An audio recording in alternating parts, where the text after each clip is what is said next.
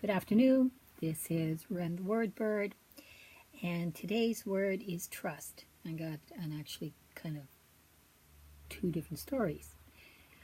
But what does trust mean?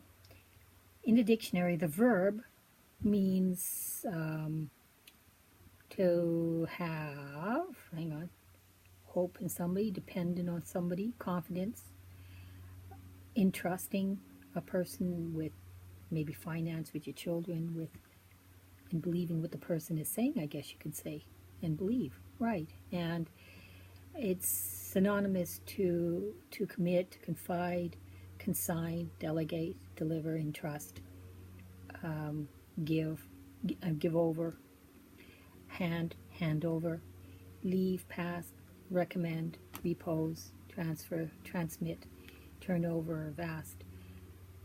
I have a story. About 5 years ago, my husband and I owned a home with a shop in the front of it. And a couple came to us out of the clear blue. We never knew who they were. They didn't know us. They just were very interested in the property. And after talking things over, and they were asking why we asked the amount that we did, we agreed upon a price. Except my husband and I had a little of a situation. Unbeknownst to us, when we were helping one of our sons purchase a car, the company was a little bit of a untrustworthy company, and they inadvertently put a lien on our property.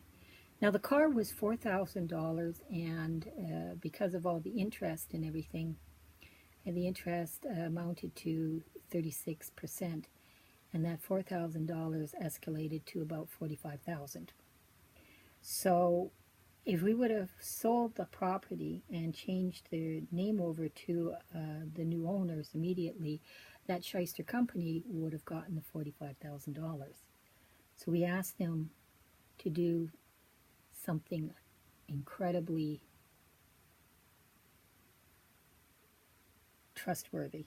Now these people didn't know us, so we asked them to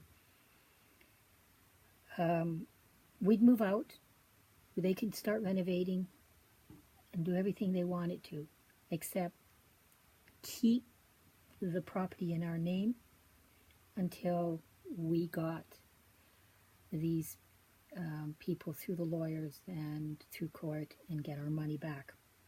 And it was an iffy thing, like we didn't know if that would occur.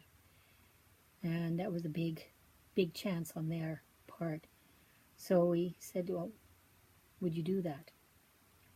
And of course they needed a day to talk it over, and it came back and they said, we decided that, I don't know what it is with the two of you, but we trust you. We don't know you, but we trust you. There's something about you that is, we just believe that you're not here to, screw with us or mess us up, because we could have. Because they paid cash for this property, okay? So in other words, we got cash. And they were starting to, we moved out, and they started pumping in $20,000-$30,000 worth of renovation. And the property was still in my husband and my name. 6 months later, oh, by the way, that he said that his lawyer was going insane that him and his wife agreed to do such a thing. That's a lot of trust, folks. That is supernatural trust.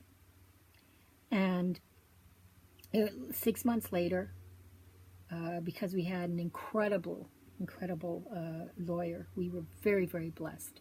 We did this all through the directions of the Spirit, and we did get our money back. We actually got extra money, and the company, the shyster company, actually ended up paying for the lawyers as well as the court fees.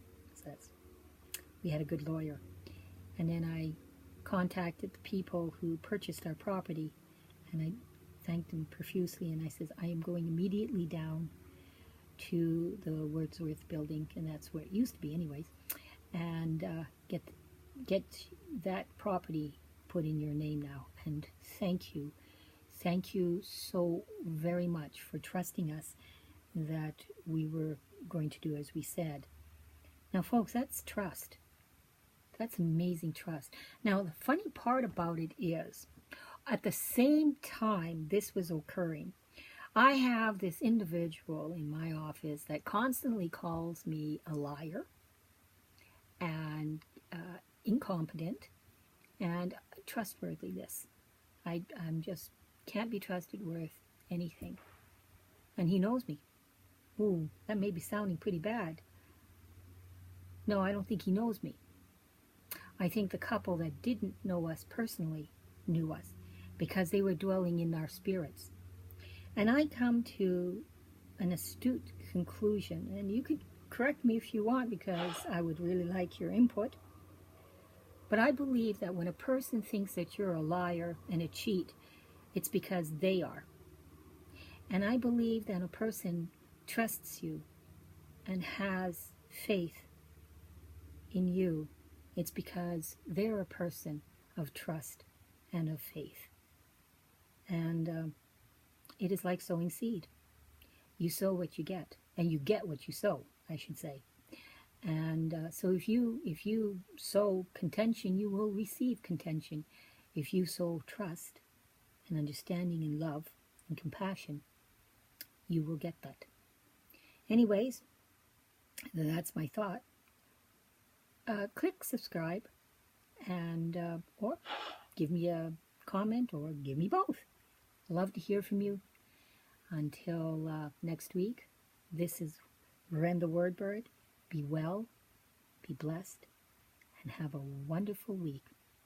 Talk to you next week. Bye for now.